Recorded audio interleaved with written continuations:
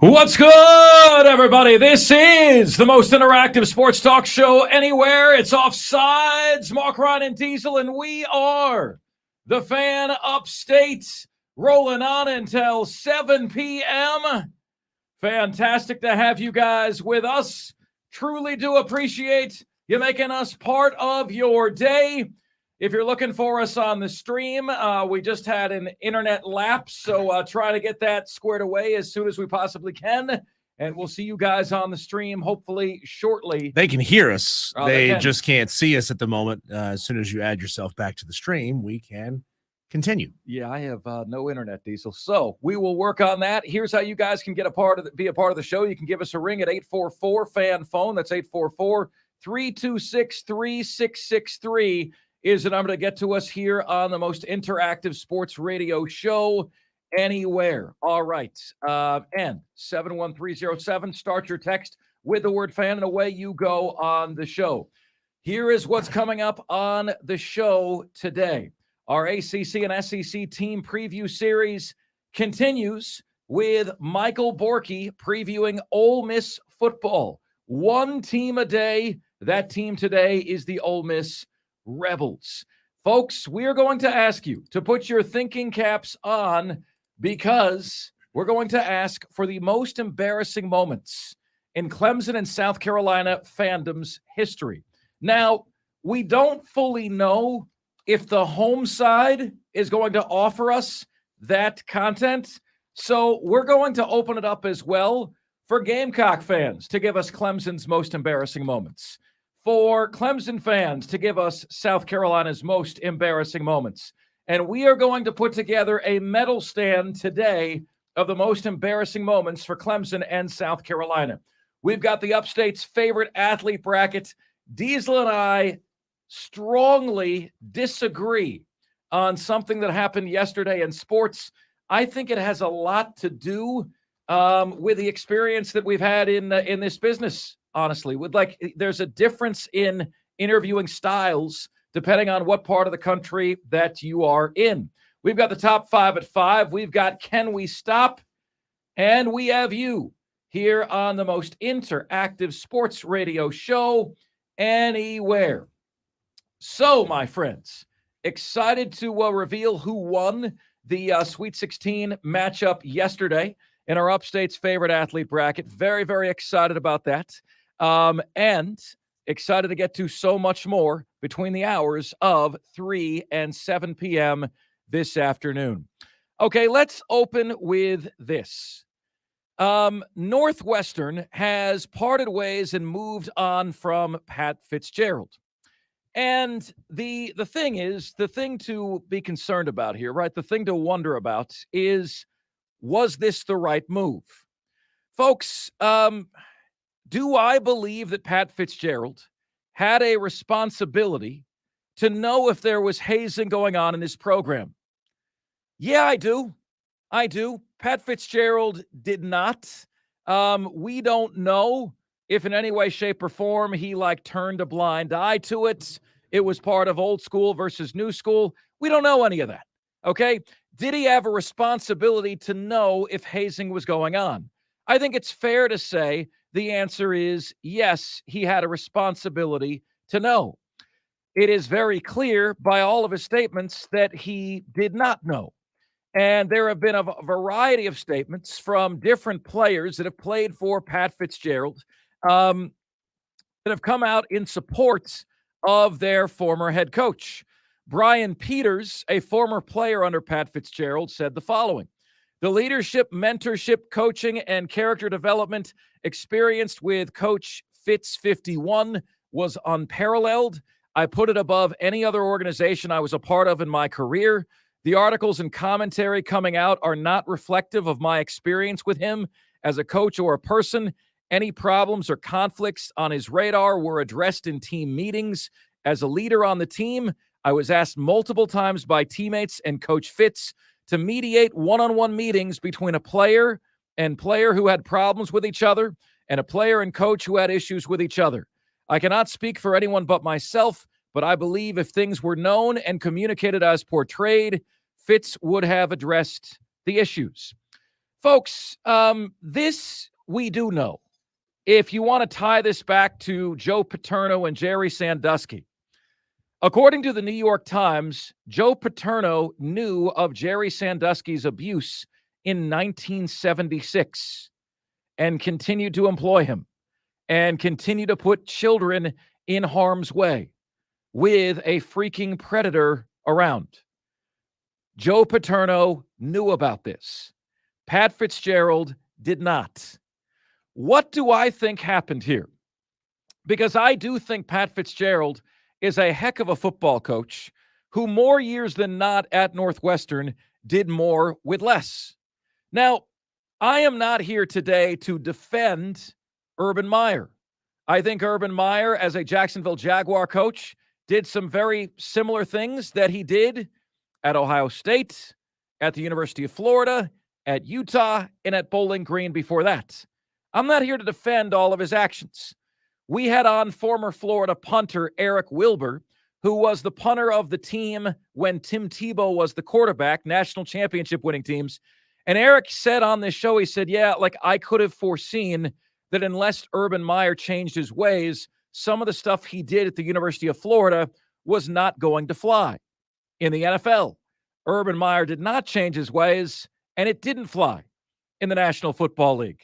That said, folks, you'd have to be completely and totally blind not to understand and see that there is a stark difference between old school and new school, right? Pat Fitzgerald is an old school guy. Urban Meyer is an old school guy. I was reading Urban Meyer's book, and he details practices that he had at Bowling Green where he chained the exit doors shut. You could not leave. And players ran and ran and ran until they were throwing up in garbage cans that they had alongside the field. That obviously wouldn't fly today. But Urban Meyer grew up playing football in that environment. That was the old school. Some of the old school is good values, is a good value system. Some of the old school is not. It's a little excessive. What concerns me about this entire thing is that I thought Northwestern's initial punishment was correct. The initial punishment was a 2-week suspension. So why did the punishment change? The punishment changed, ladies and gentlemen, not because they found out new information. The punishment changed because the noise in the system got too loud for Northwestern's liking. I have always believed that there's no such thing as bad publicity. I have always believed that. If you listen to the show, if you look at the content that we put out, you know that our show is not afraid of negative publicity. I always have believed there's no such thing as bad publicity. But in today's politically correct, social media-driven culture, where the Twitter mob comes after your ass, companies, entities, universities, institutions of higher learning are oftentimes terrified to be in the limelight for something negative for a long period of time. We're Northwestern. We're a beacon of high intelligence, academic standing, and the health of our student athletes takes priority over all. And the noise in the system just got too loud. Why do I hate it? Because it shows you that this kind of stuff gives the Twitter mob more and more power every single time it goes on. Every single time the Twitter mob is emboldened. The Twitter mob has come for me, folks, a number of times. Tried to get me fired a number of times. Why were they unsuccessful? Because my employer here has a spine. My employer here has always said to me, management has always said to me, just don't do anything we can't defend. As long as you don't do anything we can't defend, we will defend you. That's what they've said. And every single time there's been something that drummed up a lot of hate or a lot of fire or a lot of controversy, they've had our back. I've appreciated that. Boy, would Pat Fitzgerald have wished that he had the backing of our management here at Odyssey Greenville, a management that could withstand the storm, that could take the heat, right? That would stay in the kitchen despite the heat. I'm not saying Pat Fitzgerald is without fault here. There was hazing going on that he apparently knew nothing about, and it was going on under his watch. This is something, folks, that the voice of the Alabama Crimson Tide, Eli Gold, once got livid at me for. Eli Gold, voice of the Alabama Crimson Tide. Alabama. Yeah. And he, Diesel, was livid because when two of his Alabama Crimson Tide jumped two students by the vending machine, I said, look, that sits on Nick Saban's desk. It's a poor reflection of him. It's a poor reflection of the program. And Eli Gold went berserk on the air in Atlanta in my direction. This, whether Pat Fitzgerald knew about it or not, sits on his desk. It's a bad look for the program. Just like it's a bad look for the program, Diesel, all the speeding tickets that Georgia continues to get after all of the problems that they've had. That falls on Kirby Smart's desk. Yeah. The coaches all the time. Every coach worth his salt has said multiple times in their careers, the buck stops with me. Everything falls on me. Everything under my program's roof, whether it's the conduct of my players, my coaches, or the janitor that cleans my locker room, all of that is my responsibility. Until something goes wrong, and then fans want to say things like, well, the coach didn't know. The coach didn't know. Well, the coach has been telling you for years in press conferences that it is his responsibility. Which is it? I think it always is the coach's responsibility. Most of the time, coaches are the highest paid state employee on a state-by-state basis. They make a tremendous amount of money to focus on these kinds of things. And whether it's the coach himself doesn't focus on it, but he delegates to someone else to focus on it, that ultimately comes back on the coach as well, because he put his faith in someone else to handle something for him. And if that person didn't handle it, then it is a poor reflection on the coach's ability to trust someone to get a job done. Yeah, no, I agree with that. And Pat Fitzgerald has come out with the following statement. He said, I had the privilege of serving as the head football coach at Northwestern University for the past 17 years. As a former Wildcat player who played a part in the remarkable transformation of our program, it was a tremendous honor to have the opportunity to lead the team. I take great pride in the achievements we accomplished during my tenure, both on and off the field. I dedicated myself wholeheartedly to nurturing our players, not only as athletes, but also as exemplary students and members of the community. Our program instilled in young men the qualities to become outstanding husbands, fathers, and valuable contributors to society. Our players were well prepared to make a positive impact in the world, and I am confident in the success we achieved together. The overwhelming majority of players we coached, 99% to be precise, have provided positive feedback that affirms our efforts.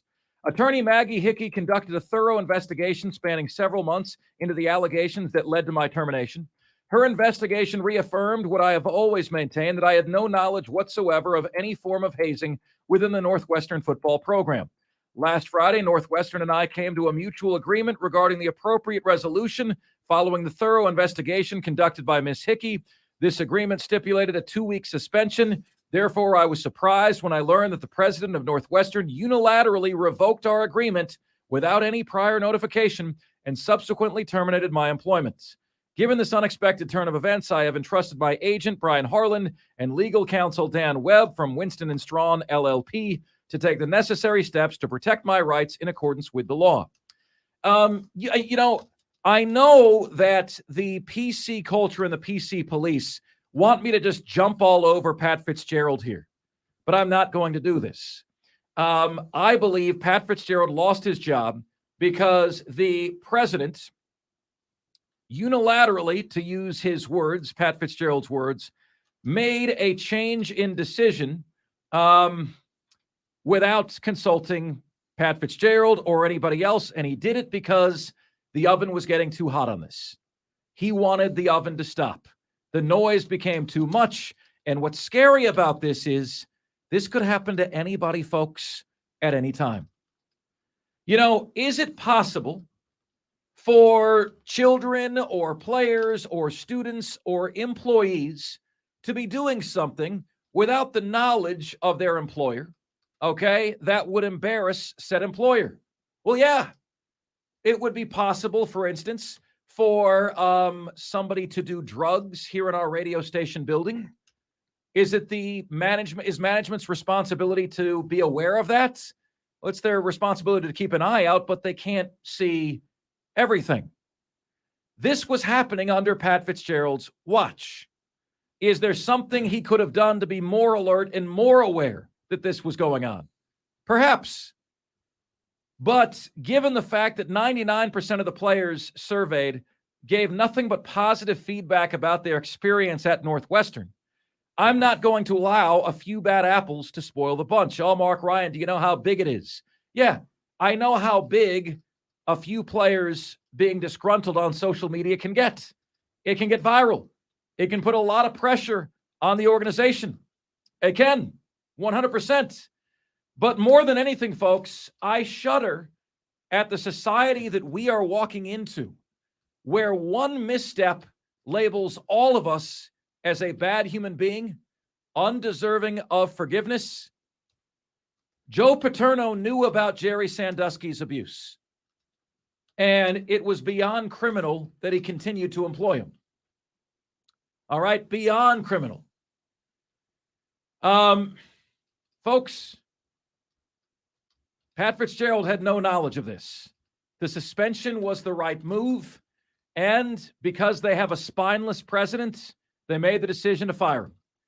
And it's something I just do not agree with in any way, shape, or form. Where do you guys come out on this? Should Northwestern have fired Pat Fitzgerald, suspended Pat Fitzgerald, stood by Pat Fitzgerald? You know, I'd have suspended him, and I would have said, we need to meet upon the conclusion of your suspension to make sure we have safeguards in place to where this sort of thing cannot happen under your nose again. But how scary is it, folks? I mean, all we had were accusations. That's all we had, right? All we had were accusations. And everyone was tying Pat Fitzgerald to the stake. This is not a Bob Huggins scenario where we know exactly what Bob Huggins did, who, by the way, no shame in that guy whatsoever, because he's trying to get himself reinstated at West Virginia after, you know, the audio interview came out, and then he was arrested for DUI in Pennsylvania with bags of beer cans in the passenger seat, bags of beer cans in the back seat, and beers in the center console. We know for a fact that he did what he was arrested for doing, but he's trying to sue the university to get his job back. Like that guy doesn't deserve another chance. I do believe that Pat Fitzgerald deserves another chance, and I think Pat Fitzgerald will probably end up on a staff, a big staff, maybe an Alabama staff, in the next 2 to 3 years. He'll be back at the job before long. Do you fire him, Diesel? No, I don't think you do. I think obviously you have to wait for the investigation to play out. It's going to take some time. The full results of the investigation notwithstanding, you know, depending on exactly what the investigation shows, I think that as you put it, you have to force some safeguards to be put into place. It's kind of a what did he know and when did he know it scenario here. So if he knew that it was going on and he did nothing, fire him.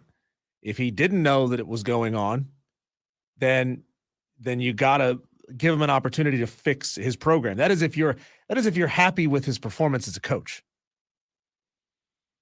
It's it is something else, man. It is something else that this has led to that. And guys, I shudder about this. And there's a lot of people sounding high and mighty from their spots, you know, both in media and outside of media.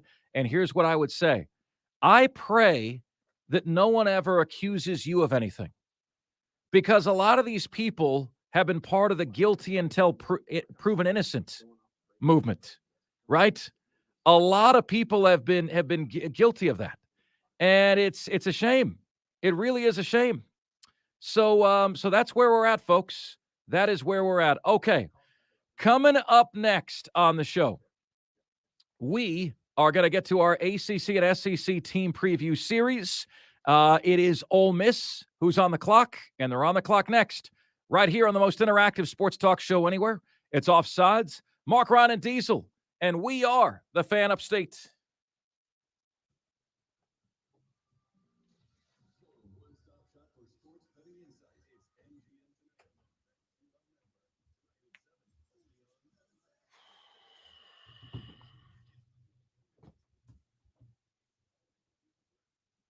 Diesel, here's what's going on with the stream. Whenever I plug this in, I lose internet. Whenever this is not plugged in, I have internet.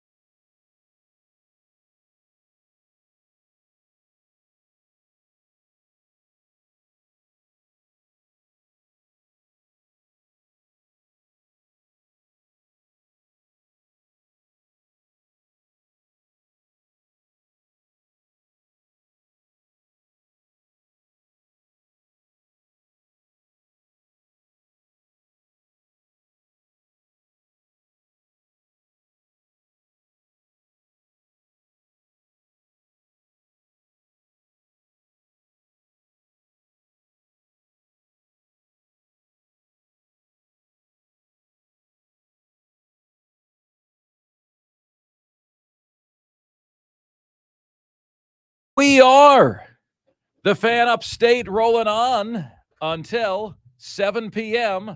on this Super Tuesday edition of the show. Fantastic to have you guys with us. A little bit different view today here on the show, but we look forward to having you guys with us right here. Okay, guys.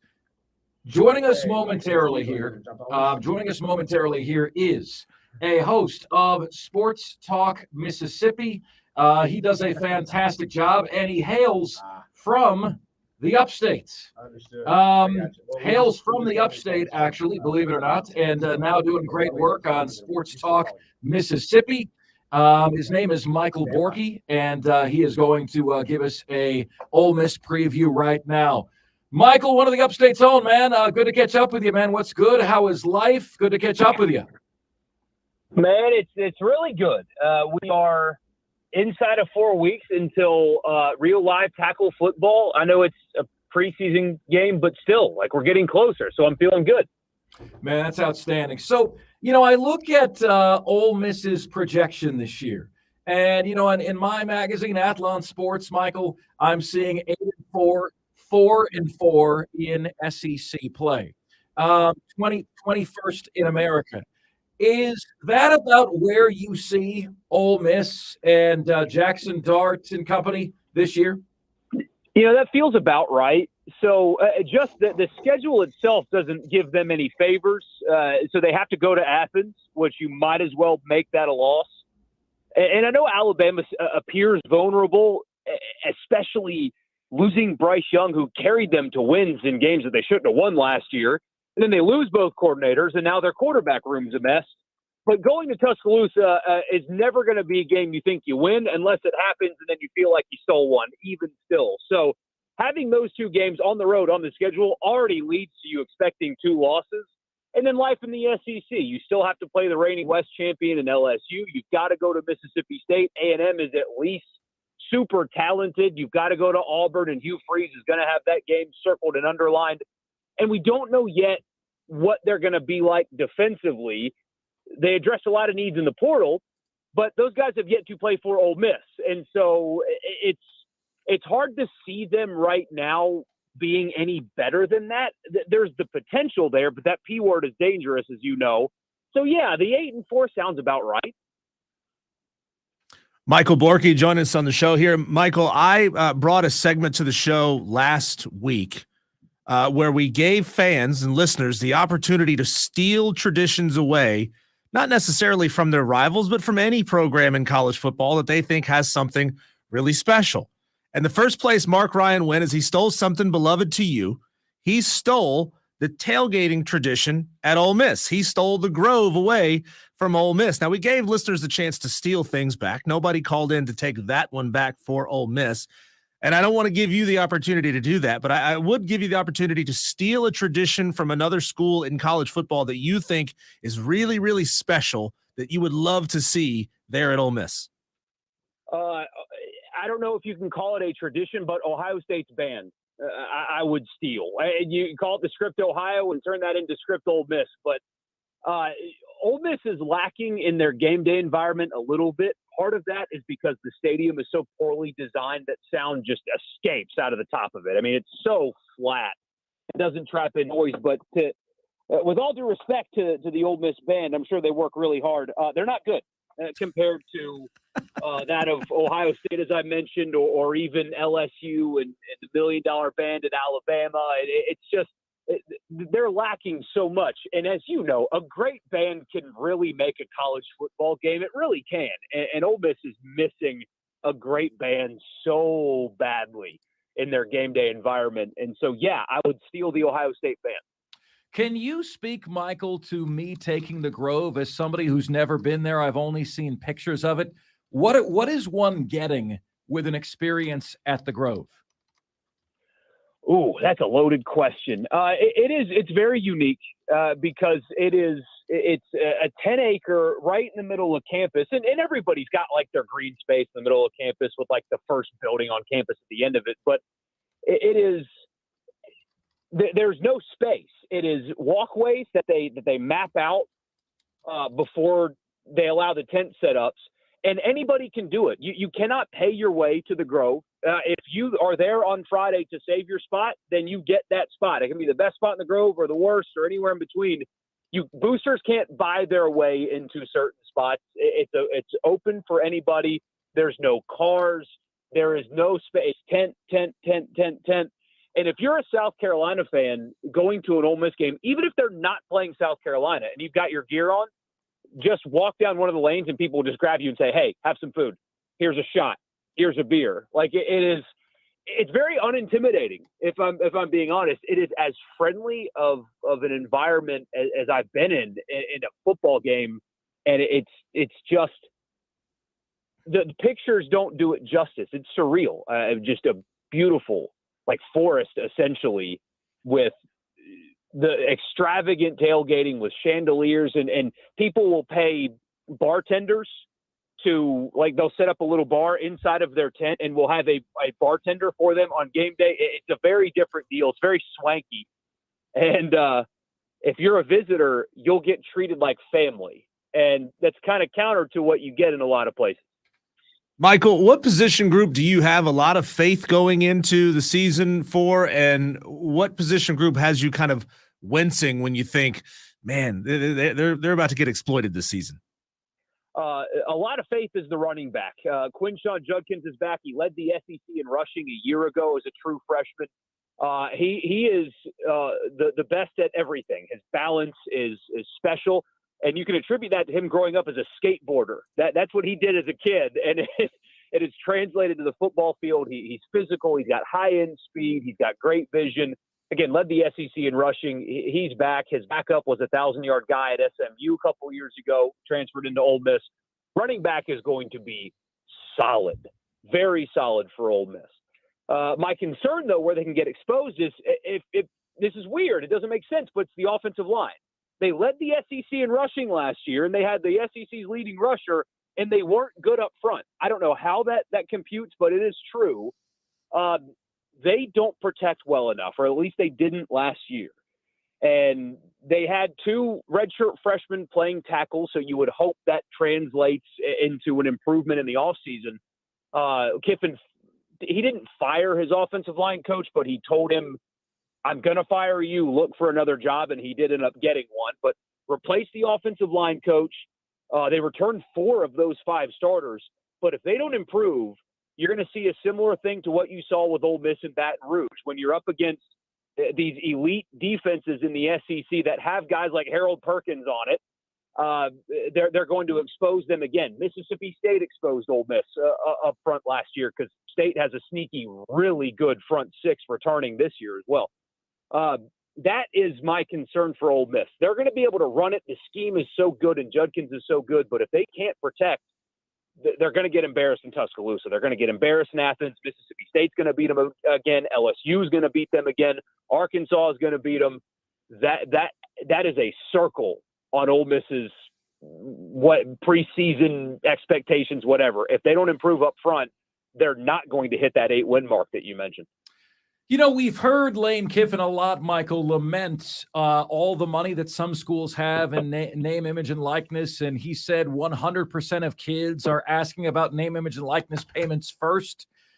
We heard Mac Brown kind of walk that back a little bit recently. He said that is improving a little bit. Kids get the sense that is being cracked down upon a little bit more. But could you speak, Michael, to what Lane Kiffin's plan is to try to break through in this environment? Like, I can't imagine it's his goal to be number 21 overall, 8-4, 4-4 in the SEC every year. So how does he tackle those disadvantages?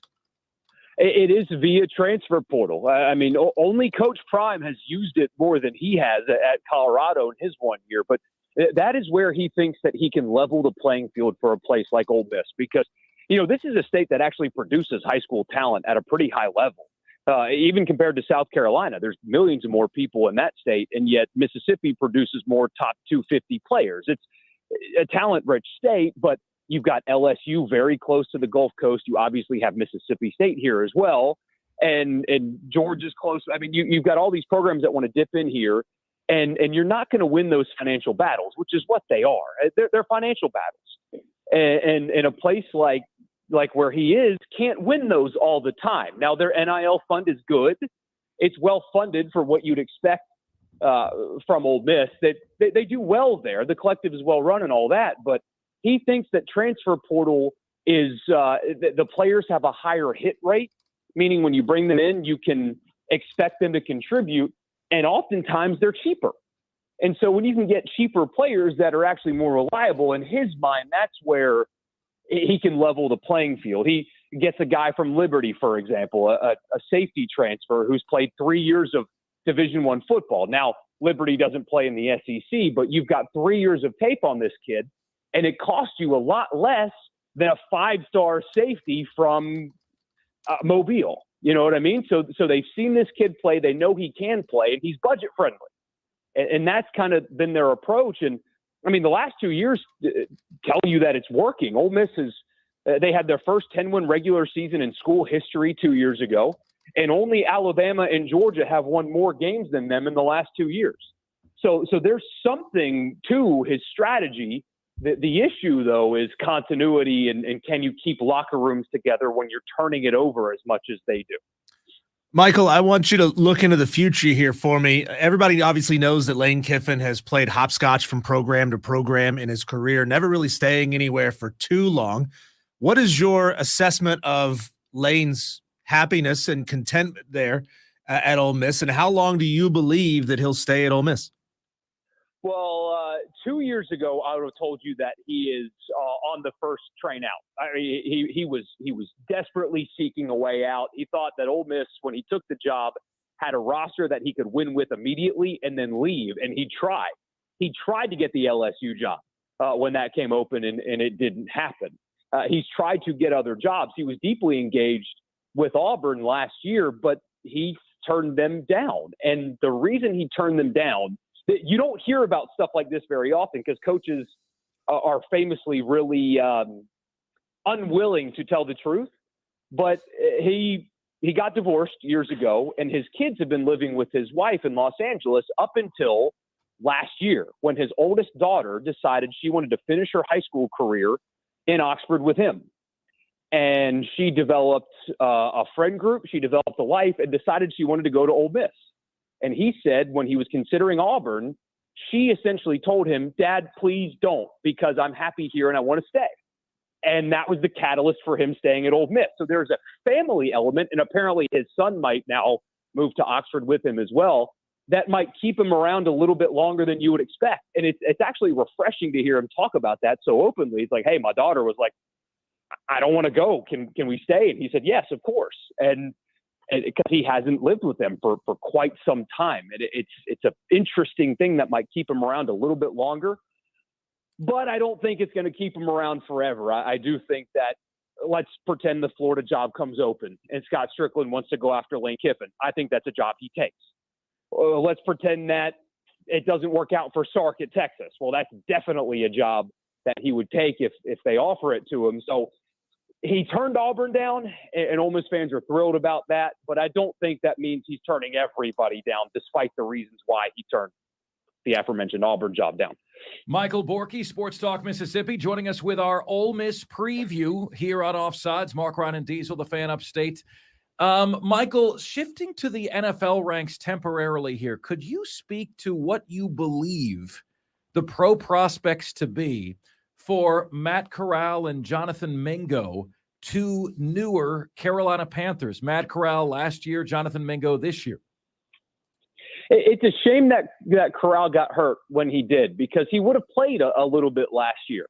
And you get a new coach, a new regime, and then you draft Bryce Young. It doesn't feel like it's ever going to happen for him at Carolina unless Bryce Young gets hurt. But what's funny is he's a very similar prospect to Bryce Young. They're similar in size.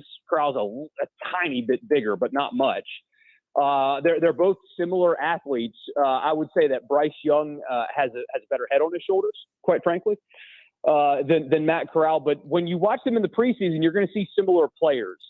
They kind of look the same, and they play the game the same way. But Bryce Young being more accomplished and whatnot. But no, Matt Corral's future, I think, is going to be somewhere else. There's just no way that the Panthers are going to do what they did to get who they got and then give their franchise to Matt Corral. So, maybe a career backup, maybe he becomes Andy Dalton and gets a shot somewhere later on. But yeah, he's going to have to be a good soldier for a little while and bide his time and hope to get a shot somewhere else, because I'm a huge fan of Bryce Young. I think the Panthers and Panthers fans are going to absolutely love him, and he's not giving that job up. So Corral's going to have to go somewhere else.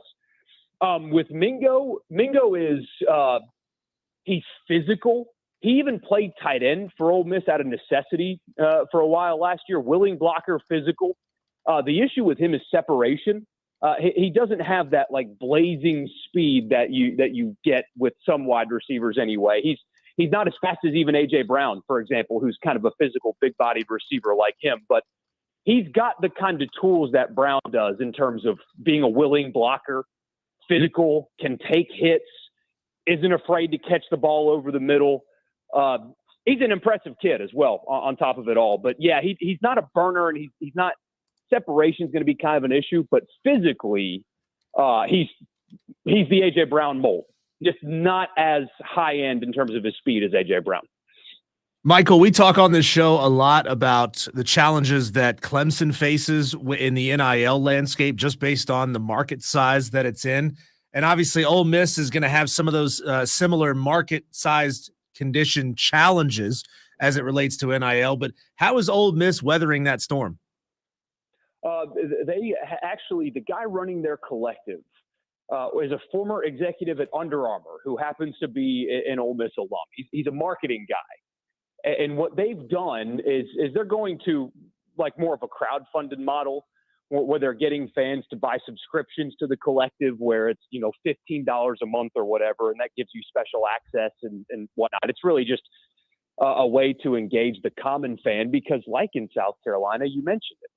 Here in Mississippi, if you're a big company, you're not going to pay Quinshon Judkins a bunch of money to advertise on your company unless you're going to also pay a Mississippi State player out of fear of them boycotting you. I mean, that's a real thing that I've heard privately from a big company here that would love to do a deal with Judkins. They think he's the only marketable player, true marketable player in this state, but they're afraid that it's going to make state fans mad. And so they're not going to do it with them. So it has to be different. They have to be more creative. They, for example, they have a partnership with an airline company where if you sign with Ole Miss, your family gets like super discounted flights into town to watch you play whenever they want, and the players themselves fly for free.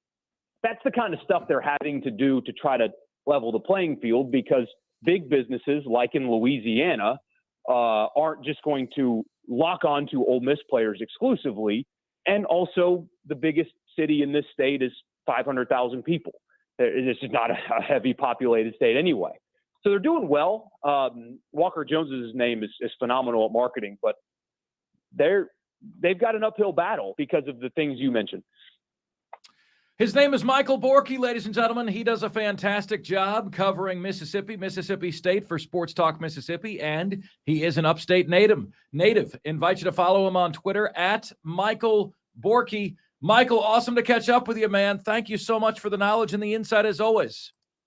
Of course, anytime. Thank you so much. Michael Borky, giving you kind of the scoop. Diesel, I do not envy them, man. I do not envy Ole Miss. I do not envy their plight. The most depressing thing for me about Ole Miss, and I've addressed this with Michael before, year before last, they made the Sugar Bowl. And everyone was telling their best players, don't play in the Sugar Bowl. It's not important. I think the Sugar Bowl is the ceiling there, honestly. And so imagine how depressing that is for like Lane Kiffin. He's achieved what is the very ceiling there in this climate.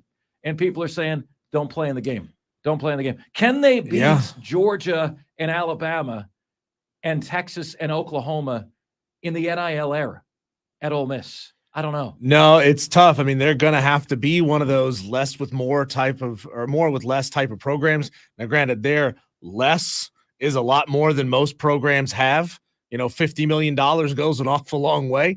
But when you're competing against somebody who's making just money hand over fist in the way that Alabama and Texas and Oklahoma are, and then, maybe the one benefit for Ole Miss is that they are going to get a more scrambled schedule. So they're not going to be just under this boot heel of the SEC West. I mean, they're still going to play some of those same traditional opponents every year as they rotate through, but they're going to get the opportunity to pick up the easy wins against the Vanderbilts and pick up the easy wins against Missouri, which hasn't come so easily for South Carolina. So they're going to have that opportunity to show out against some weaker competition from the SEC East. And it's interesting. Every couple of years, you'll see Ole Miss pop up and get there in that 10 to 12 range and then lose a game spectacularly. I mean, is Lane Kiffin? We all already believe that Lane Kiffin is a guru, is a genius, and does the most with what he's got. But I don't know that he's got that much in him to legitimately push into that top 10 range and stay there. 71307 on the text line. Coming up next on the show, we flip the script on you and hope you experience some embarrassment in the next 15 or 20 minutes. We'll tell you what we mean. We'll also get to your calls on our take on Pat Fitzgerald and Northwestern. If you want to call in on that, 844-FAN-PHONE. That's 844-326-3663. This is the most interactive sports talk show anywhere. It's Offsides. Mark, Ryan, and Diesel, and we are the Fan Upstate.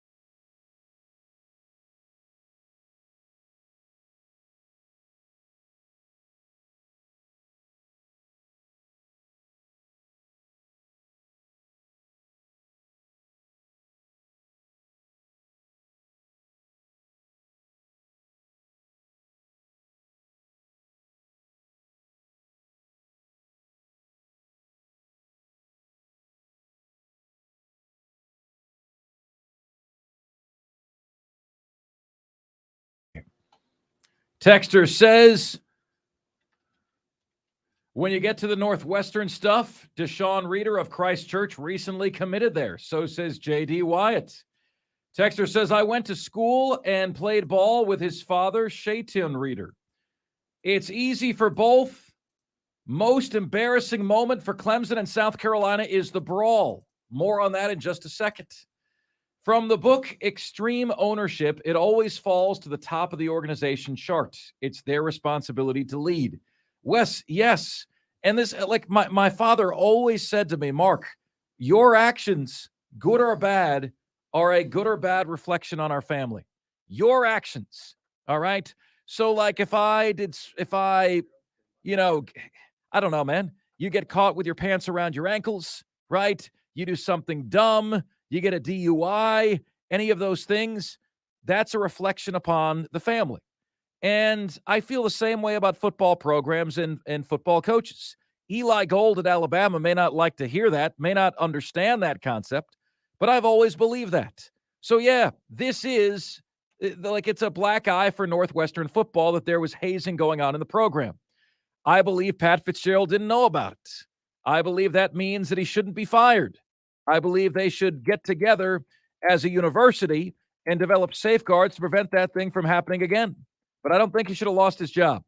Let's get to Rich in Chicago, who is up next on the show. Hey, Rich, you're on. I almost said Rich. You're on the Fan Upstate. Good to talk to you, bud. I want to give you the inside skinny on what's going on with Fitzgerald here in Chicago. Sure, sounds good. Because, yeah, typically you're not going to get this nationally. There's a bunch of things that nobody talks about in the national story that is justifiable, not from firing, but for why they reacted the way they did. The president of Northwestern is a fairly new guy from Oregon that was hired, and his quote was, I left to take the Northwestern job because I didn't like being the president of Phil Knight University. What does that tell you about his attitude about the football program? The athletic director was also hired after a scandal. But here's what's really interesting. Your guy in the ACC was here and did an unbelievable job. Jim Phillips was the athletic director at Northwestern. And he took the ACC commissioner job. He's the one that gave, get this, he gave Fitzgerald 3 years ago a 10-year extension. So if there's any evidence of wrongdoing after being here 17 years, I don't think Jim Phillips is giving him a 10-year extension and firing him to his third year. I think part of the problem, and I think Diesel mentioned this, is, and I'm pretty tight with a bunch of boosters and alumni here that live in Chicago. The rub on Ryan Fitzgerald was interesting. He was 4-20 in his last two seasons, and he's the all-time winningest coach after being here 17 years. So, you know, the troops love him here. Just so you know, the boosters are incensed. The big money guys are all behind him. This isn't over. He hired, just so you know, yesterday, he hired the best lawyer in Chicago, former federal prosecutor that's in all kinds of national cases, named Dan Webb. He's representing him to sue the school. And his agent is doing press conferences. I don't think this thing is over. I think it's more likely that Schill, who is a Schill as a president for Northwestern, the politically correct Schill, and the new AD, Derek Gregg, who came from Tulsa as the AD, and his latest job prior to going to Northwestern, he was the NCAA senior vice president for the NCAA for inclusion and, you know, the old HR job at the NCAA. So you got two guys that had nothing to do with Fitzgerald's tenure. Well, Rich, no, I understand that. But my overarching point here is this, is that the public pressure became too much and they caved. And that's a damn shame. That's a damn shame. They know they caved. They know they wanted this to go away. The temperature in the kitchen got too hot, so they caved. I don't think Pat Fitzgerald deserved to be fired for this. If you want to fire him for not enough wins on the football field, despite having a gorgeous facility, you can do that. But as you said, he's the winningest coach ever. So I feel like they caved to pressure. I thought the initial punishment of a 2-week suspension was appropriate. And, I'd be ashamed if I was a Northwestern football fan. Well, we're in agreement. The point I was trying to give you is that the guys who fund the program, the boosters, and I, like you, agree with that assessment. They are incensed. Now, here's the problem. There's $700 million raised by the privately to renovate the high school stadium where Northwestern plays. That's now in question. The boosters are all raising hell about pulling out of this whole thing. Sure. The newspapers are full of it. The people here are largely behind Fitzgerald, regardless of what you read. They're not trying to run him out of town. Gotcha. Hey, Rich, thanks for the call, man. I truly do appreciate that. Always good to hear from you here on the show. Coming up next, the next segment or two will likely embarrass you. That's the tease, should you choose to accept it. Next here on Offsides, the Fan Upstate.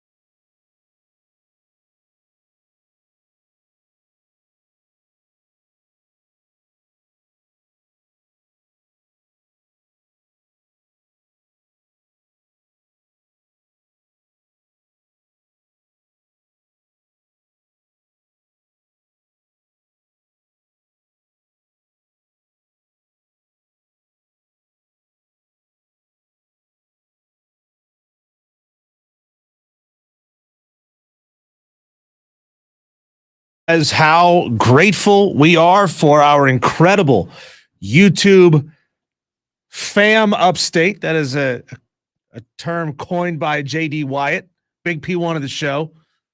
They got this thing rocking and rolling on the YouTube channel, and man, they are just going, conversating the entire show. Great We're to just see, there. man.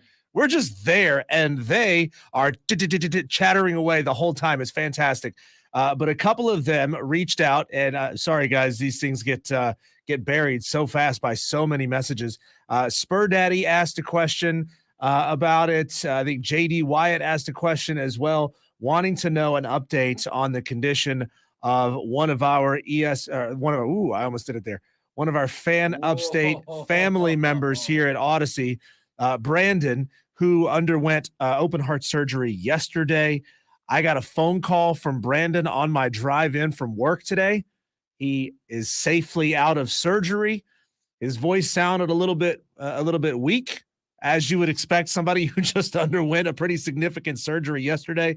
But he is making phone calls, letting people know that he is still with us. I got a quick second to chat with his wife Cassie, and she was saying that she pulled the segment that we were talking about him and our feelings about him yesterday on the show and played it back for him today, which is just an incredible thing, just to let him know that we all care so much about him. So thank you guys who've been asking this question. Madcraft in that conversation, Stephen Webb asking about Brandon. So, it's obvious that you guys care, and Brandon obviously knows that you guys care about him. So what an incredible family that you guys have built over there on the YouTube channel. And you guys everybody should go subscribe to the Fan Upstate on YouTube. Get into the live stream comments, because man, this thing is popping every single day. You guys love texting the show, and it's awesome that you do. Now you get to talk to the other texters whose names you hear on the show every single day. Definitely go get on board with that thing. Help us grow this YouTube thing. Absolutely, man. Absolutely. So let's do this. All right. Let's do this. Folks, the reality is the following. All right. There are certain events in our team's livelihoods that embarrass the hell out of us. And there's no escaping this, right? Like, I keep getting reminded that Florida lost to Georgia Southern. Yeah, we did. That's as embarrassing to Diesel as it is but Florida lost to Georgia Southern when they were FCS or 1AA. And you were a shoo-in to win that game. Thank you, sir. I saw you're welcome. Saw what you did there. Well, you're tying one painful moment to another.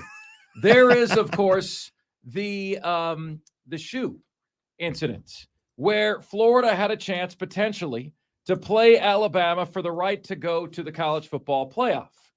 And, well, there was a player who decided, I'm going to chuck a shoe, all right, to ensure that there was no shoe in after Marco Wilson ripped off an LSU player's shoe and chucked it at a moment when LSU was going to have to punt. They would go on to kick the game-winning field goal. These are, folks, incredibly embarrassing moments in football lore, all right?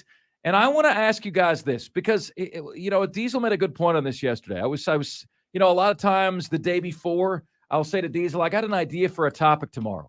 Let me bounce it off you. And Diesel said, Mark, I like it, but you might not get Clemson fans to admit their most embarrassing moments. You might not get South Carolina fans to admit their most embarrassing moments. But guess who knows their most embarrassing moments? The other side. The other side is well aware of their and they never let you forget. Never, ever let you forget. So, my friends, what we are looking to do here today, between now and 4:35, all right, I am looking from you to establish the 1, 2, and 3 most embarrassing moments, all right, for Clemson fans and for South Carolina fans. And I don't want you to assume that this necessarily has to be football. I expect that the 3 most embarrassing moments might be football, but I don't know for sure. All right. So we open it up to you guys, and we open the phone lines at 844-FAN-PHONE. That's 844-FANFONE. That's 844-326-5370. 3663 is the number to get to us on the show. And we want, regardless of what side you're on, okay? Mark, I'm a Clemson fan. Here's our three most embarrassing moments. My guess as to the three most embarrassing moments for the Gamecocks are 1, 2, and 3. We want to hear from you. 844-326-3663 is the number. So what I would say is I know that there's a Gamecock loss to the Citadel in there somewhere, right? I know that that's got to be embarrassing AF when people bring that up. How do I know that? Because I still get Georgia Southern brought up to me. I still get the Marco Wilson shoe every time Diesel has a smart-ass, clever pun, right? Yeah, obviously one of the most embarrassing moments for South Carolina. And we had a texter yesterday tell us he turns off the radio every time we play that song, making fun of Bob Caslin not knowing what school he was doing the commencement address for. And texter, just in case you're listening today, we're going to play this clip for you again. Bob Caslin giving his commencement address at the University of California. My honor and privilege to officially congratulate you as the newest alumni from the University of California. Congratulations and please be seated. Never mind. Sorry about that. Excuse me, guys. I'll use the push-ups. As long as I can have another glasses, gotcha. Oh, man. So, my friends, is that up there? The Bob Caslin, that's got to be up there, right? Bob Caslin, congrats to the graduates in the University of California. Is the Citadel up there? What would be number 3 for South Carolina? We're looking for the top 3, and we'd like to get them in order. Diesel, when we have the top 3, I'd like to do Twitter polls. What's the most embarrassing moment? Okay? And the only challenge is getting all these in 25 characters, because they give you 25 characters when you post a poll, right? Yeah. So what of these, what's the most embarrassing moment in South Carolina football history or South Carolina Gamecock history? Bob Caslin, the Citadel. What would be number 3? Would it be the brawl? On the Clemson side of things, what are the most embarrassing moments in Clemson football history or in Clemson athletic history? Would it be 70-point outburst by West Virginia? What was that, in the Orange Bowl? That was the first time Clemson was relevant in quite a few years, and West Virginia sent them right back to irrelevancy, right? 70 points on Clemson. What about, where does the loss last year to South Carolina rank among the most embarrassing moments? I mean, look, guys, I felt like the whole stadium got caught with their pants down, figuratively, because there was just this party atmosphere, this laissez-faire afternoon stroll kind of vibe. And I'm like, you guys are going to lose this game. The atmosphere, you guys are not taking this seriously at all. At all. Right? I think I have a really embarrassing moment for Clemson they would rather me not mention. And what would that be? Well, let's do this. Okay. Let's do this, Diesel. We'll Let's hold. Let's hold on that. We want to give your brains a chance to work on this. All right. Most embarrassing moments, Clemson and South Carolina football history. We want them from you right now. This is your chance to call each other out. You don't have to. You don't have to unveil your embarrassing moments. You get to call out the other school's embarrassing moments. What you needle their fans on the most. Yeah, there you go. We'll get to that next, my friends, right here on the most interactive sports talk show anywhere. It's Offsides, Mark, Ryan, and Diesel, and we are the Fan Upstate.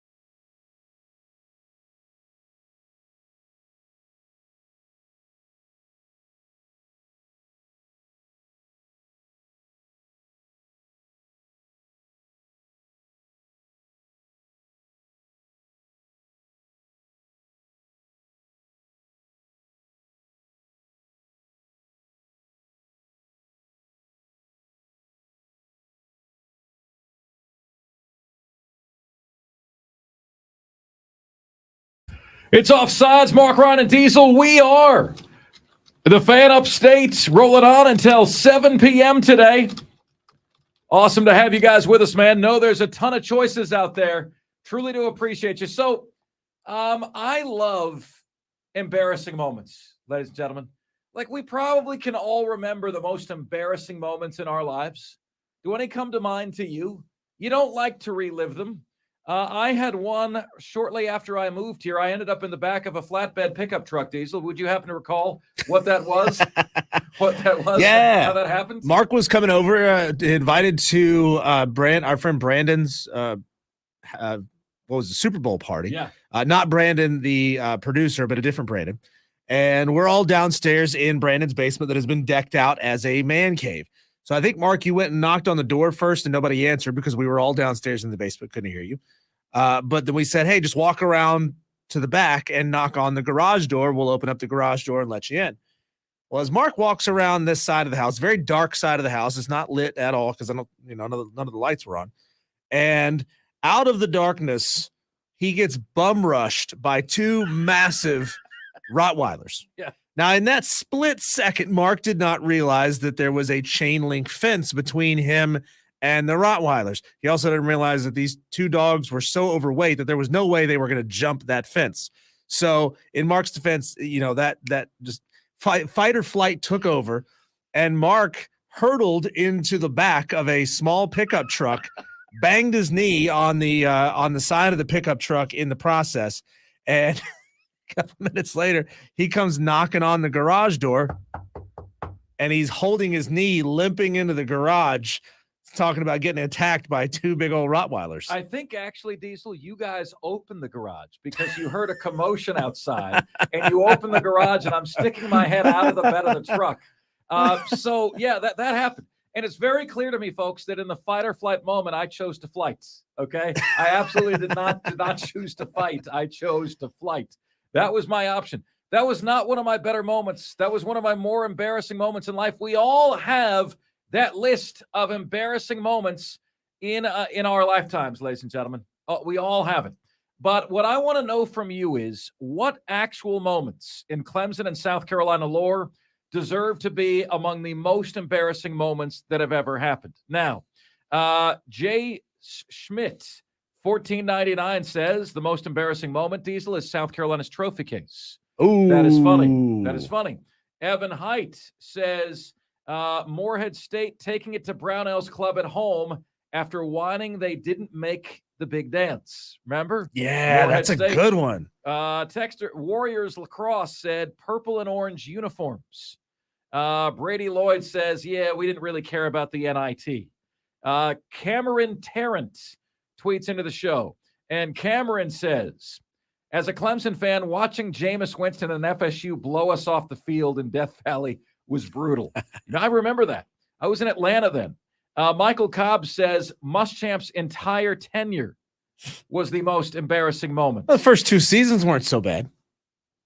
Yeah, that's true. I mean, they were the exact same record as Shane Beamer. The exact same record through as the Shane first Beamer. two seasons. So anyway, guys, we want to hear from you. We want to know what you're thinking. Tell us what's on your mind.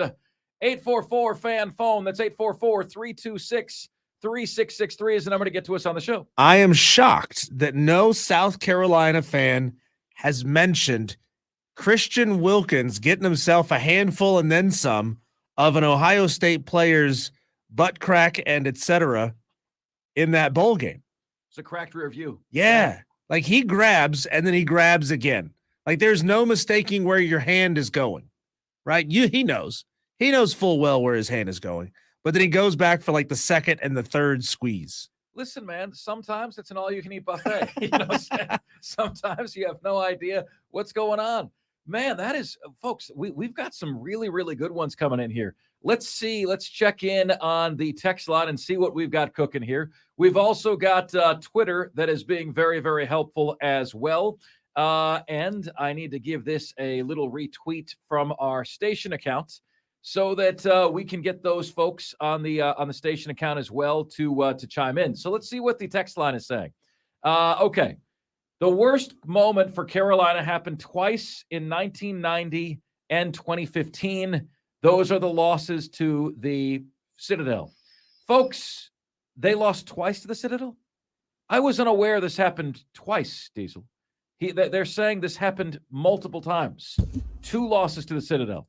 Also, the loss to Navy in 1984 after beating Michigan. And we were undefeated and ranked number 2 in the country. So you lost to Navy after you were number 2 in the country. How about that? Texter says, let's see here. Clemson fan, most embarrassing is the not so sexy 70-33 loss to West Virginia in the Orange Bowl. That's an old-fashioned Alabama ass whooping right there. It is. That must be dead sexy. Good to hear from you, buddy. Shout out to a newbie on the chat. Sir Rio is on the YouTube stream, as is a celebrity appearance from Fat Boy from the Rise Guys Morning Show. How about that? Fat Boy's in there. Go. He's bagging on Clemson's women's basketball program and the non-existence of their women's basketball program for his entire life. Diesel, we need like a custom welcomes sound whenever we got new people in the YouTube. We got to talk about that off the air. Like, what can be our custom Offsides welcome track whenever we got somebody new in there? That'd be nice. Let's see what we got. Marco just doubled down yesterday and said he would throw the cleat further. He did not, JD. Please tell me he did not do that. Please send me that if he did. By the way, I can't stand that guy. I disown him as a Gator. You know why, Diesel? It's one thing to do a dumbass thing, but then the guy just pieced out and went to the NFL right after that. So he completely effed the Gators season. Yeah. And then he doesn't stay. He doesn't care about making it right or anything. But it's a family. You can't disown black sheep of the family. He's gone. He's just there. He's just a black sheep. You can't get rid of him, Mark. He is there, and he will forever be there. Haunt me in my dreams. Also for Carolina, the 1982 loss to Furman, 28-23. South Carolina's got a lot of these in their history. Let's see here. Clemson has to be the 70-33 loss to West Virginia in the Orange Bowl. Wow, you guys are chiming in with a lot of these. This is fantastic. You got to give. We've got that one already. You got to give us something new. The Shamecocks' most embarrassing moment: calling that bleep hole a football program. Texter, you almost got me to say that on the air, and Diesel would have been panicked trying to get the. I would have had 8 seconds to turn around slowly.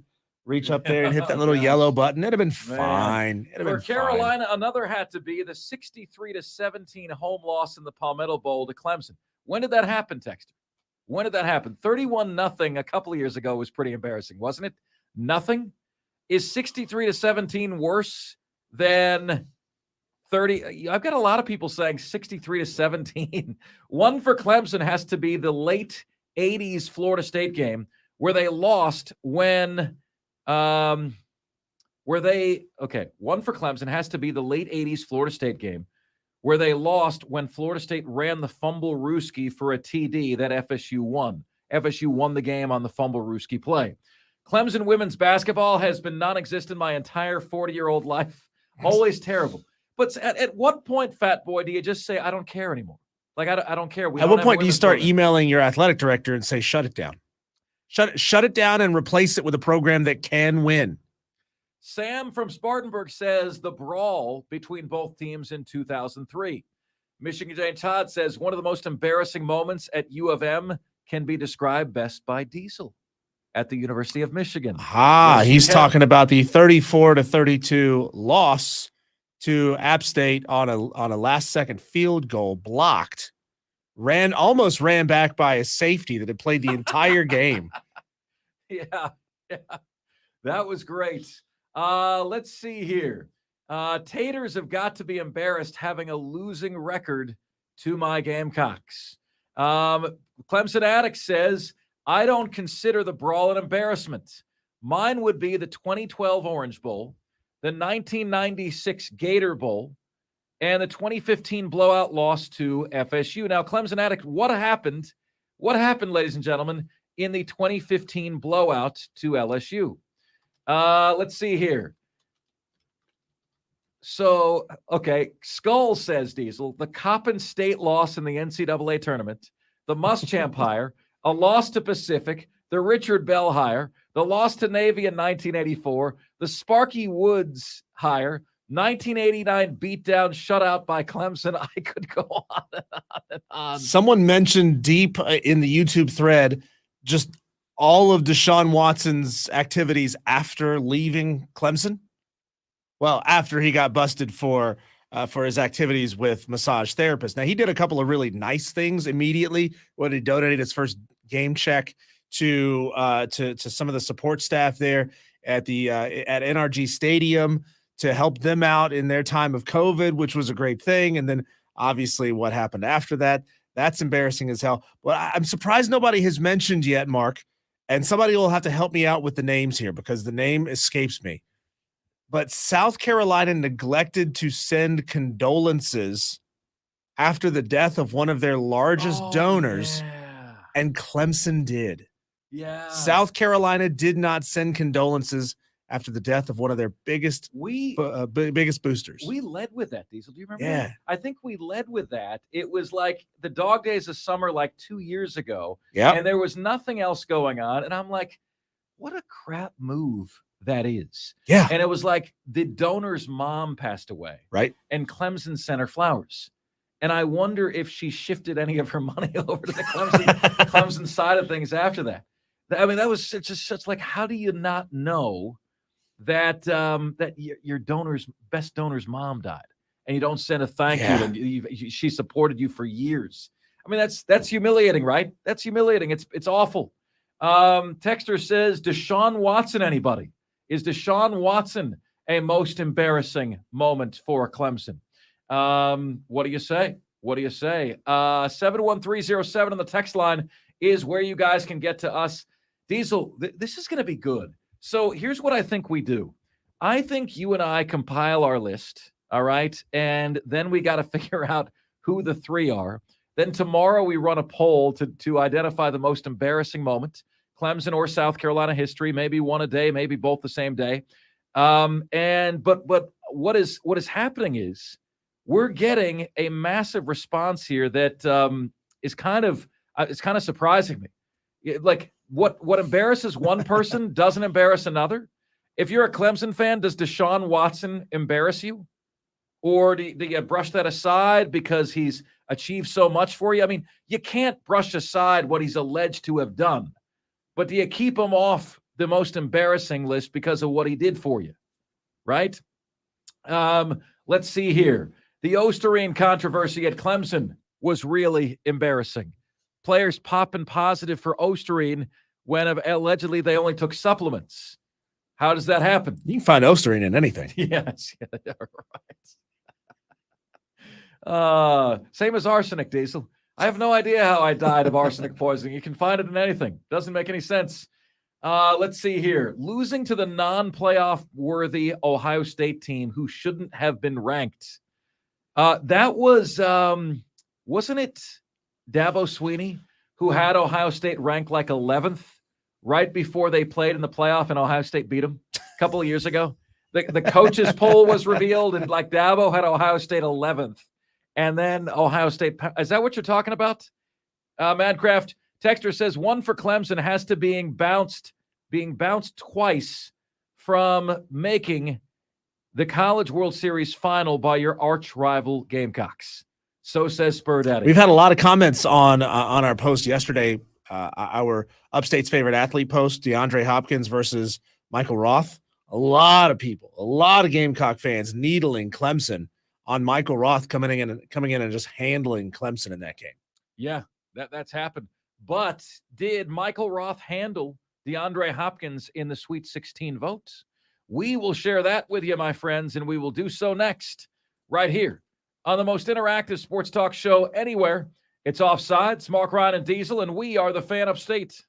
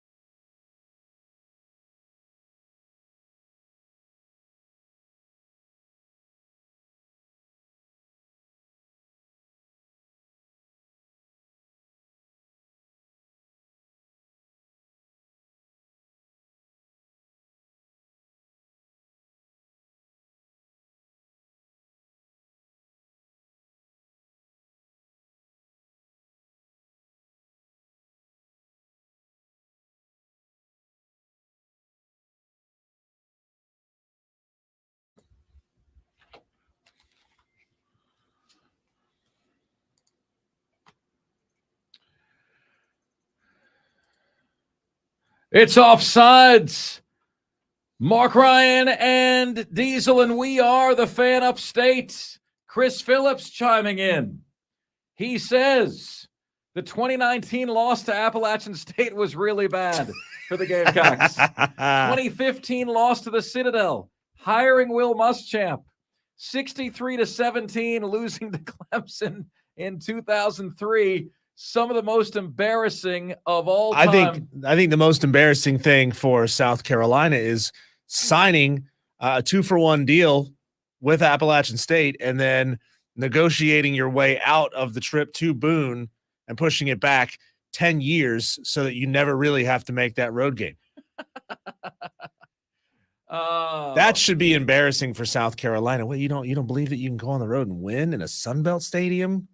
Chris, what's wrong with the Gamecocks? Come on now. That is some good stuff. Quit ducking us, would you? So anyway, folks, yesterday was one of the first times that something happened in our Offsides upstate favorite athlete bracket, and that is that my vote did not go to the winner yesterday. It happens. It was a close vote. I get it. I'm totally down. Totally down. So here is the thing, my friends. Here is the thing. Yesterday, DeAndre Hopkins beat Michael Roth. Michael Roth got like the first 6 or 8 votes that we had. And it's like, wow, is this going to be a Michael Roth beatdown? But then we went to social media.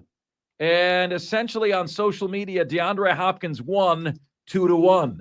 Then what happened on the text line is the text line kind of evened out. So the text line was close to even. The Twitter was won by DeAndre Hopkins, and Facebook was won by DeAndre Hopkins. So now we have the Hall of Fame region set. This was a well-seeded region, Diesel. Shoeless Joe Jackson, the 1 seed against 2 seed DeAndre Hopkins, is your regional final in said Hall of Fame region. We also, out of the MVP region, are going to get to a conclusion today. Here is the matchup. Previously, you know how shows do that to you? Previously on Outlander, here you go. We had Kevin Garnett getting by Lucas Glover. Stephen Davis with a seeding upset over John McKissick. Then in the round of 16, Kevin Garnett got by Stephen Davis by 69% to 31%. Kevin Garnett into the Elite Eight of the Upstate's favorite athlete bracket.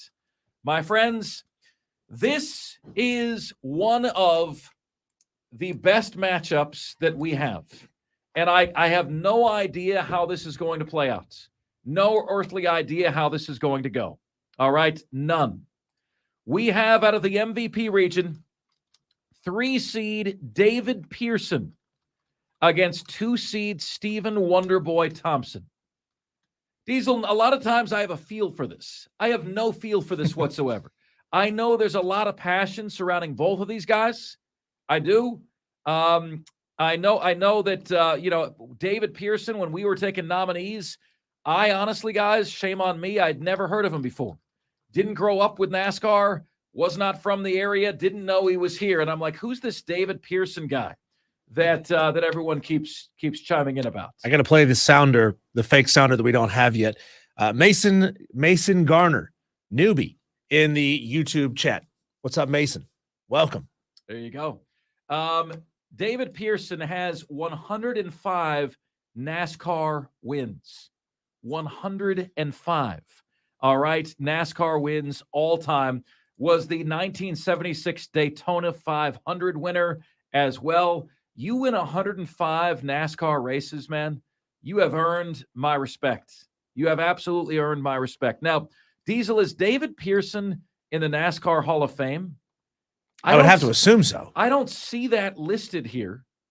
And it would blow my mind if a racer who won 100 races was not in the NASCAR Hall of Fame. He was in the National Motorsports Press Association's Hall of Fame, inducted Pearson in 1991, and inducted into the Motorsports Hall of Fame America in 1993. In 2009, Pearson was one of 25 nominees for the first class to be inducted in the NASCAR Hall of Fame. NASCAR named the 5 people to be inducted in its 2010 class and stated that he finished between 6th and 8th place. Pearson left the premises 10 minutes after the inductees were announced. The snub drew public criticism, and some riders predicted that he would be the headliner of the 2011 class. So let's see here. Was named to the in 2010, Pearson was named to the 2011 class in the NASCAR Hall of Fame, received the most votes from 50 of 53 voters, so he is in the NASCAR Hall of Fame. He damn well should be. 105 freaking wins for David Pearson. Stephen Thompson, on the other hand, is a mixed martial artist from right here in upstate South Carolina. His nickname is the Wonder Boy. He is 40 years of age, hails from Simpsonville, South Carolina. 2 sisters and a brother's all here. He started training at the age of 3 under the guidance of his father, Ray Thomas, a former professional kickboxer and owner of Upstate Karate, a karate school in Simpsonville, South Carolina. So local kid from right here. He was 58-0 as a kickboxer. He is, let's see here, 17-6 in mixed martial arts. 17-6 in mixed martial arts. The Wonder Boy, Stephen Thompson. Who gets your vote, my friends? Is it David Pearson or is it Stephen Thompson, and why? 844-FAN phone. That's 844-326-3663 is the number to get to us here on the show today. Diesel, I can tell you, I think Stephen Thompson has a chance at this. And I think he's got a chance at this because it's the Upstate's most loved athlete, right? It's the Upstate's favorite athlete, and everybody loves Stephen Thompson. So he's just got a chance. I think Stephen's got a big chance because he's the more modern athlete, and he's still with us, and he's going to have a lot of people building his social media campaign for him. I think a lot of the old hats in the Upstate will absolutely vote David Pearson, and rightfully so. He is an all-time great when it comes to NASCAR. But I think just by sheer virtue of the weight of social media behind Stephen Thompson, I think he's going to pull it out in the end. I think David Pearson will start out with a lead, and then Stephen Thompson will just exponentially take off at some point and win this thing. Let's see what you guys are saying on the text line right now. Let's see here. 1 for Clemson has to be being bounced twice from making the College World Series from South Carolina. It has to be embarrassing that most of Clemson's basketball fans are actually Duke fans. That is embarrassing, Texter. That is embarrassing. How about Clemson rub and tug make a Sun University? Interesting. Dabo's famous tweet that speech, then Clowney and Ingram proceeding to sack Taj Boyd 7 times afterward. Tweet that. Football matters. Had to stay in Dabo's image. Explain that to me, Texter. What does that mean, football matters? He says that's staying Dabo's image. Dabo saying players would be kicked off the team for marching during a peaceful protest. Was that during the pandemic? I would have to assume that's related to Black Lives Matter. Right, but was that – yeah, there was a Black Lives Matter movement. George Floyd happened during the pandemic, I think. Was that then? Pearson is in the Hall of Fame. That has to win it for him. Texter says another easy one. David Pearson, period. So says Madcraft. Well, you say that, Madcraft. Here are the votes that have come in afterward. Wonder Boy. The NASCAR fan in me wants me to vote David Pearson, but I'm voting Wonder Boy. Texter says David Pearson.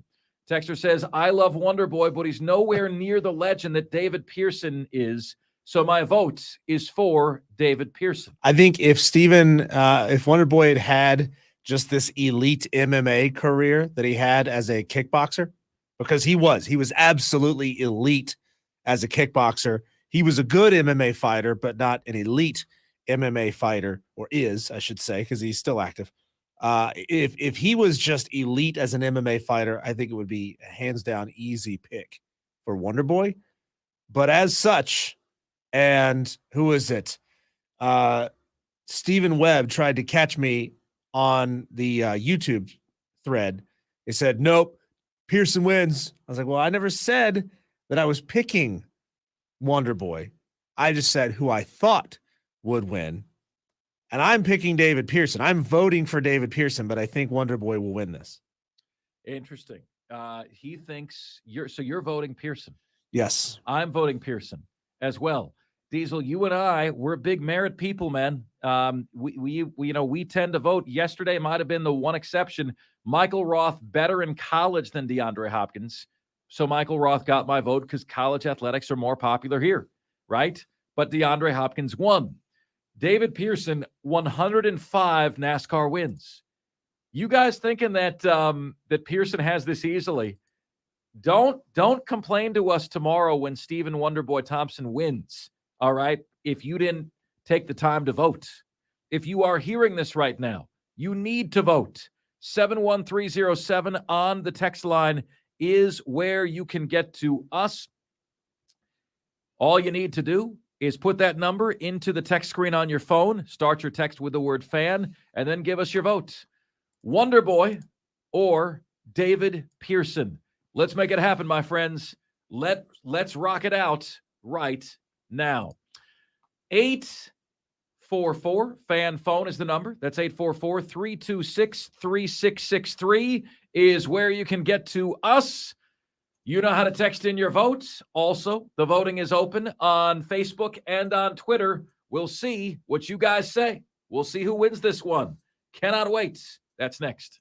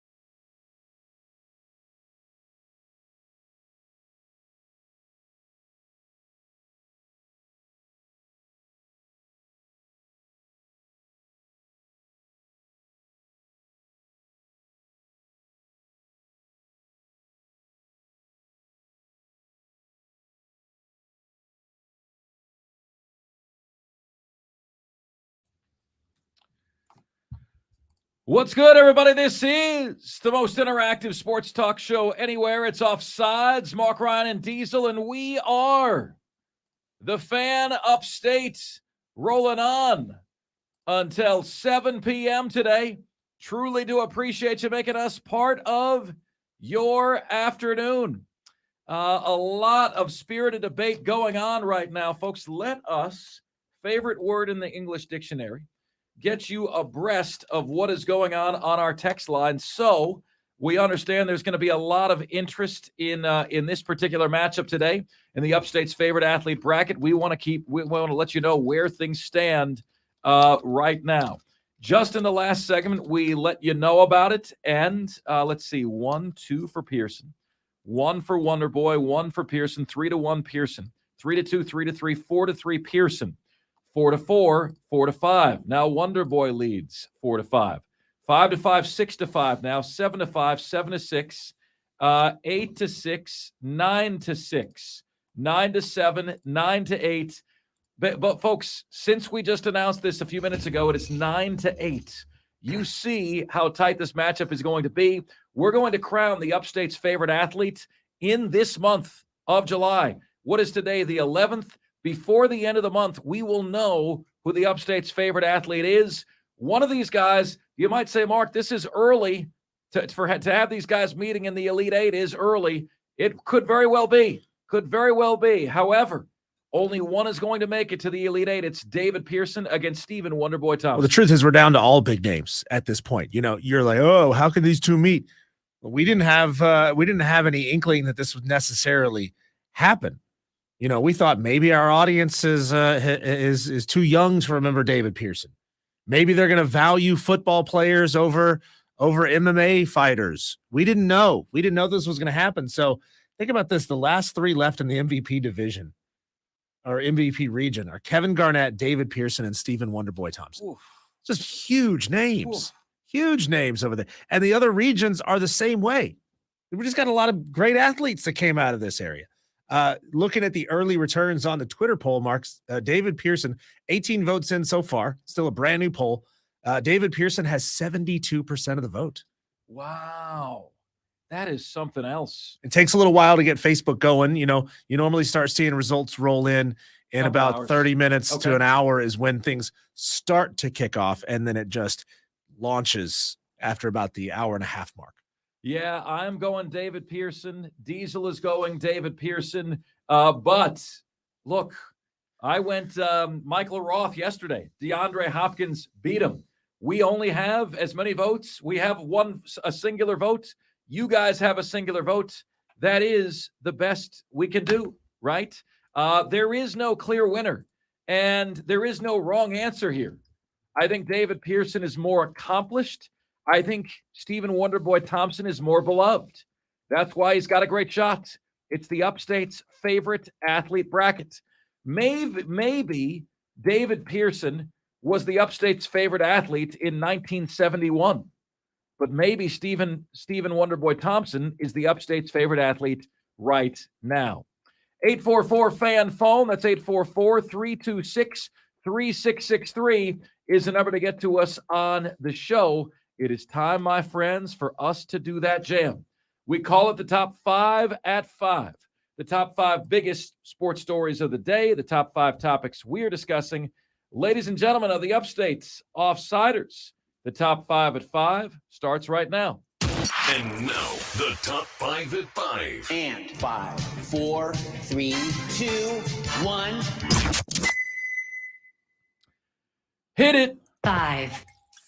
All-Star game tonight from Seattle. Place that I've never been to, but seriously want to go. Pacific Northwest, man, has always enchanted me. I got to go visit sooner than later. So I'll be watching tonight. Starting lineup for the American League thus far.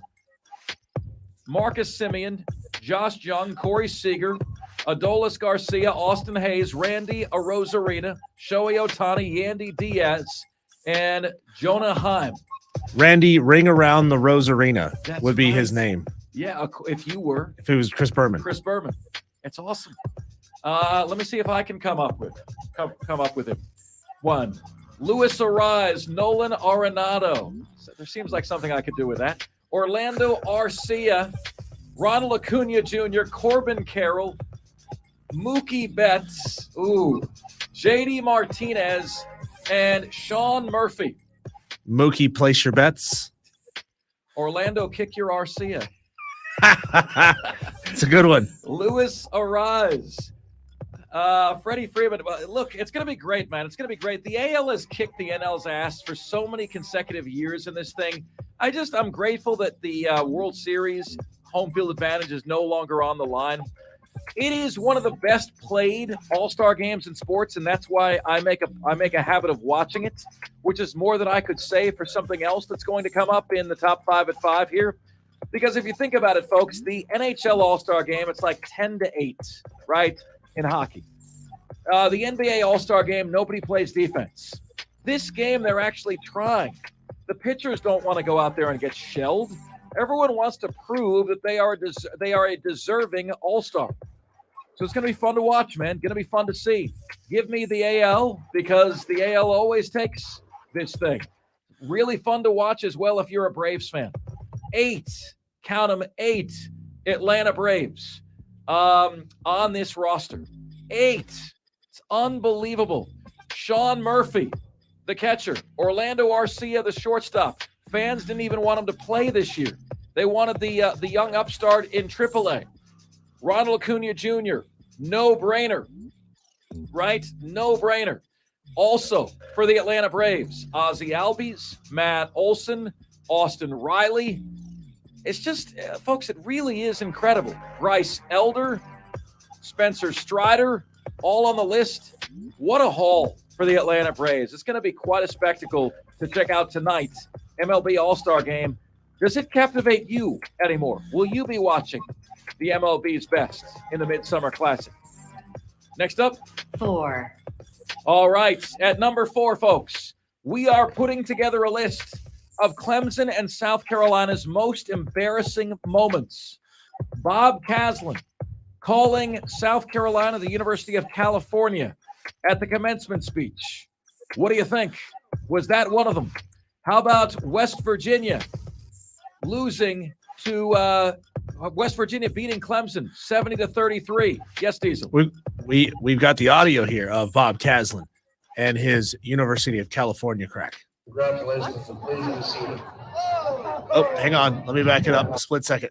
Congratulate you as the newest alumni from the University of California. Can you believe that? I mean, that if you are a Gamecock, that has to be one of your more embarrassing moments, right?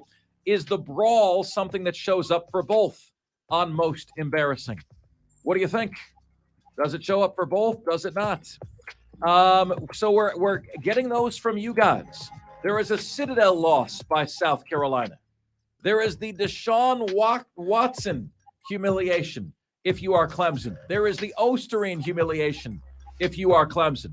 There is a Furman loss if you're South Carolina. I don't consider a Furman loss embarrassing, if I'm honest with you. I know they're at a different level, but if you consider that embarrassing, I think you got a chance to lose again this year, if I'm perfectly honest with you.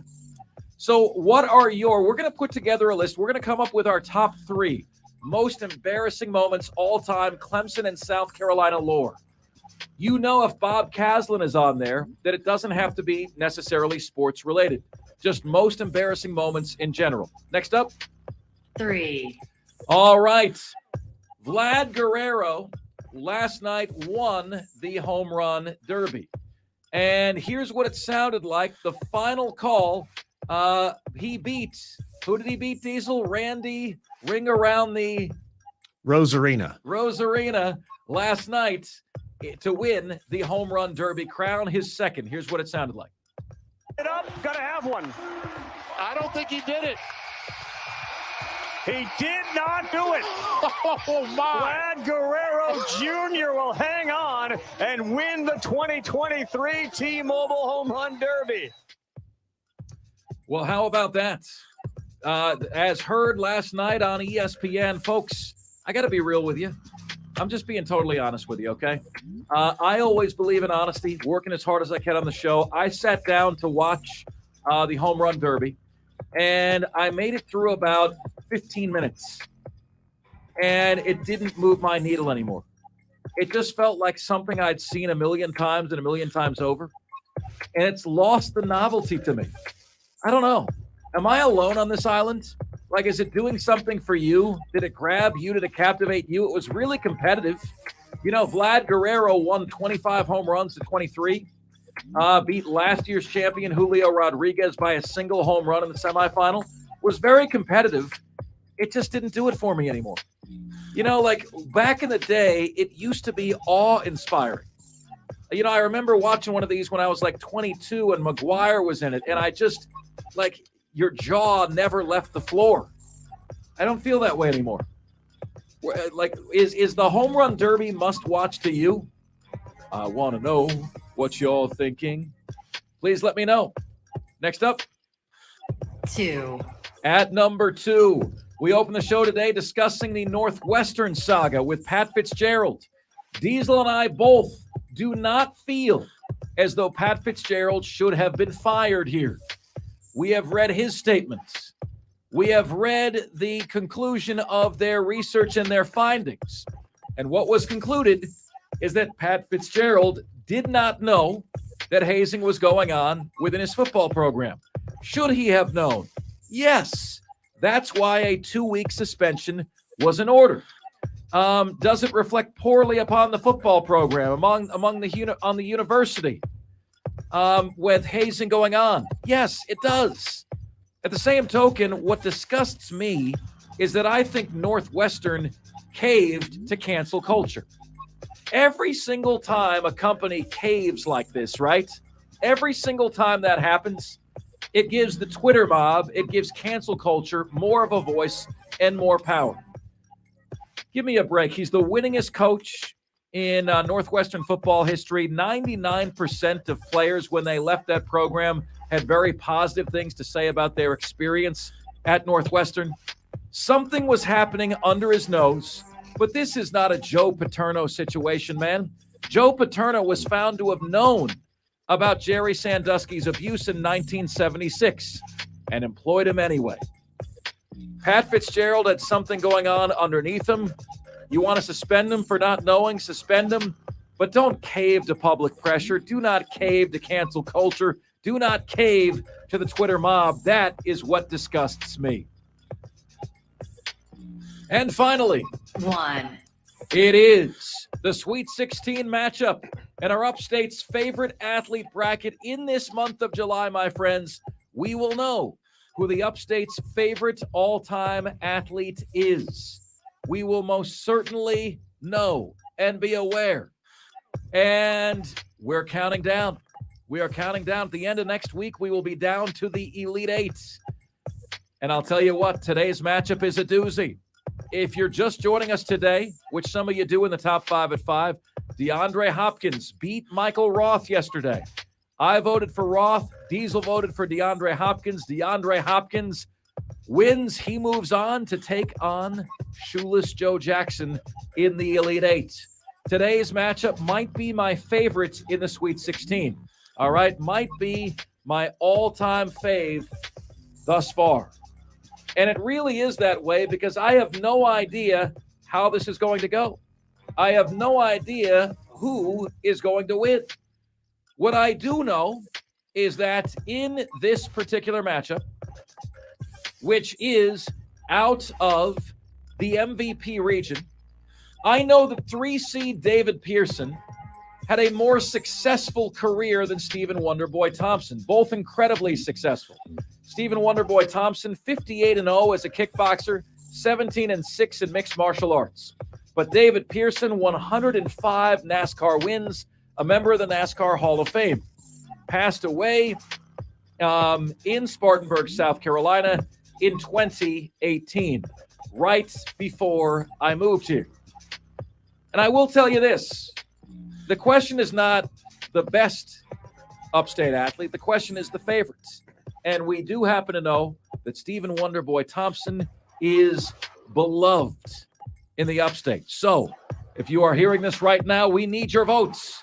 David Pearson or Stephen Wonderboy Thompson, which is advancing to the Elite Eight to take on Kevin Garnett? Those are today's top 5 at 5. Now it's your chance to chime in, which we can do. You can do at 844-FAN-PHONE. That's 844-FANFONE. That's 844-326-3663. The text line is there for you at 71307. That's a great place to get your vote into us. Open your phone, go to the text screen, put in the number 71307, hit enter. Have the first word of your text be FAN, F-A-N, then let us know. David Pearson, Wonder Boy, and we will count your votes, my friend. Also, Facebook, Twitter, and YouTube at the Fan Upstate on all 3. Would love to have you subscribe to us on the YouTube channel. Would warm the cockles of our hearts. And finally, email. Each and every one of you guys can email the show. Mark Ryan, that is M-A-R-C Ryan at thefanupstate.com. All the different ways you can get in touch with us here on the most interactive sports radio show anywhere. Texter says, I'm voting for the Wonder Boy. Saw him on the Ultimate Fighter a couple weeks ago. Shout out my daughter Lena for getting 4th place in her swim meet in the 25-meter freestyle future legend. Congratulations to your daughter, sir. Texter says, Wonder Boy. He had an elite MMA career, widely regarded as one of the best strikers ever in MMA, and has been in the top 10 for nearly a decade in the UFC. That is a rare feat, and he will be in the Hall of Fame when he retires. Will he be? Stephen Wonderboy Thompson in the MMA Hall of Fame, you say. Texter says, Dabo said players would be kicked off the team if they marched during the Black Lives Matter protest. Trevor Lawrence marched anyway. LOL. Texter says, Hakuna Matata. Texter says, Carolina getting beat by the Citadel is definitely top 3. Bump the cousin little sis from the armpits. Texter says, I used to take the Derby over the All-Star game all day. The actual game is boring as hell, but I boycott all the All-Star. I boycott all the All-Star stuff now since they moved it out of Atlanta 2 to 3 years ago. Why did they do that again? Why did they move it out of Atlanta? Was it because of Republican policy? They moved the All-Star game out of Atlanta? Yeah, it was something political. If anybody can help us out real quick and tell us what that was, Spur Daddy, Madcraft, you guys who are in the YouTube chat, you might know. Why was that All-Star game moved out of Atlanta a few years ago? No idea. No earthly idea. Okay, my friends. We've got votes for David Pearson. Texter says it's not even close. Another vote for David Pearson. Texter is voting for Stephen the Wonder Boy Thompson. Another vote for David Pearson. All you got to do is text in David Pearson or Wonder Boy. We will count your votes, but make sure that the first word of your text to 71307 is FAN, which is F-A-N. Okay, my friends, boy, we can see this is going to be a doozy of a vote. I have no idea how this is going to turn out. I have no idea how this is going to go. Let's see. NASCAR Addict says, Mark Ryan, you're right. Oh, thanks for the follow, NASCAR Addict. Do appreciate it. The Home Run Derby isn't exciting anymore. I used to watch it. Not anymore. All right, my friends. Coming up next on the show, Diesel and I vehemently disagree about this. I'm going to say it has everything to do with the media you grow up with, and Diesel's going to call BS on that, and we'll share that with this take with you next, right here on the most interactive sports talk show anywhere. It's Offsides, Mark Ryan and Diesel, and we are the Fan Upstate.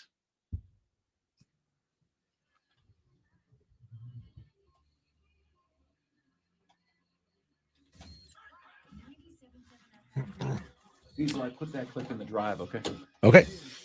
Stream crushed it as always, man. You guys are awesome, and thank you. Who was it? It was Madcraft who brought it in. It was a voting law during election season that the Major League Baseball decided to boycott and pull the game out of Atlanta. There you go. So yeah, it was a voting restriction law. Thank you, Madcraft, for pulling that, and thank all of you guys. I know we didn't have like a huge number of people in here at any one given time today, but I saw a lot of different names come through. So I guess a lot of people were able to just jump on for 20, 30 minutes at a time, which is totally awesome. We appreciate everybody, no matter how long they spend in here. Even Jesus Saves, I think, was in here for like 5 minutes, and he just bounced. He took off. But hey, it's a new name. Dylan, I think I've seen your name on here before, but I think you're relatively new. At least you don't jump on as much like every single day, like some of these addicts who are here every single day. So many. Yes, we do. We do. We couldn't do it without you. And we want you guys to keep bringing us fresh bodies, fresh people in here, and just help this thing keep growing. So thank you guys so much. And you're out on location tomorrow? Yeah. He's out on location tomorrow. So no live show on the stream tomorrow. Pelzer Highway and in Easley. 410 Pelzer Highway in Easley is the Ingles Markets location. If any of you guys have a chance to come out, man, it would be awesome to see you. Love seeing the conversation. We're going to continue to get more and more of your YouTube comments on the show. So keep them rocking out, guys. Thank you. Thank you so much. And so again, no YouTube stream tomorrow. The YouTube stream will be back on Thursday. Thank you guys. See you Thursday.